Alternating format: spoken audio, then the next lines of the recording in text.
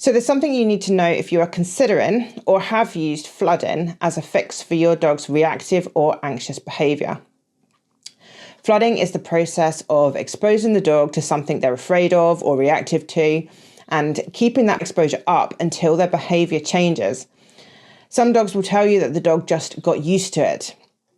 It kind of looks a bit like that, because eventually what happens is they appear to calm in the presence of their trigger. They didn't get used to it though. Here's what's really happening.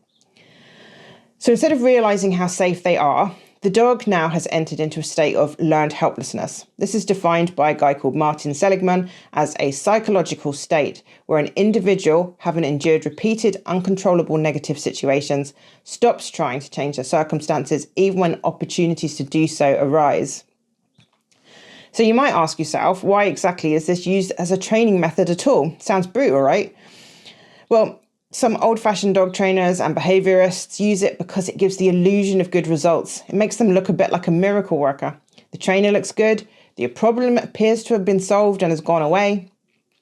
So imagine being told by one trainer that it will take weeks to fix your reactive dog's behaviour, and then by another they can do it in an hour. You'd wonder why the first one took so long. And you'll see this reflected in reviews. Somebody will say, after only one visit, or he was only with me an hour and this happened. But the problem isn't fixed. The dog just gave up. They shut down and they are now just resigned to this new situation. Think of it a bit like an abused wife who sticks with her husband because they feel powerless to change anything, or a worker who won't leave a toxic workplace. Using these kinds of techniques is really bad for your dog's mental health. It causes low resilience and high anxiety caused by a lack of control. It causes a build-up of frustration. Learning is affected. It causes an inability to see that your actions can even produce a positive outcome, which is disastrous when it comes to teaching new skills and new behaviours. It can create hyper-attachment and it can cause poor social skills. All of this stuff here can lead to behaviour problems elsewhere in almost any kind of area, but in particular things like resource guarding, separation anxiety, handling issues, hypervigilance, mouthing, and it can cause a dog to be very quick to progress up the aggression scale. So when this happens, then that person then goes back to the original trainer they used because they performed a miracle last time and we're hoping for another one this time. But this time, maybe they'll use a harsher tool. This time you'll trust them though, because they fixed the last problem easily. So if this is you and you've done this with your dog, you're probably feeling pretty rough by now, but don't. You can fix this. This is reversible, and there's plenty of things that you can do. Switch your training methods to more positive and reward-based methods.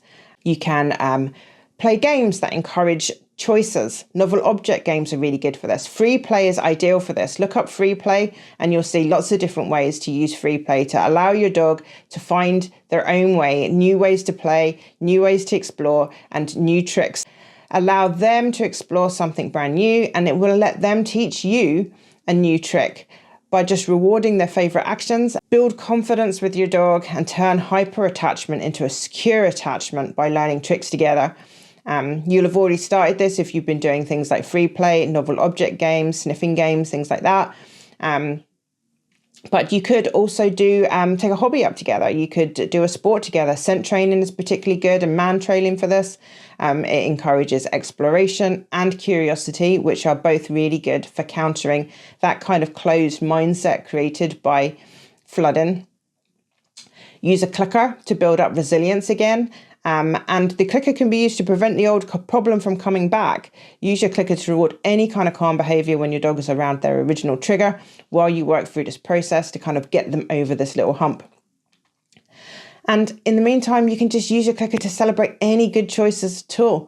And also find ways to communicate better with your dog. Let them make choices when they can. You can get a set of buttons so they can communicate better with you.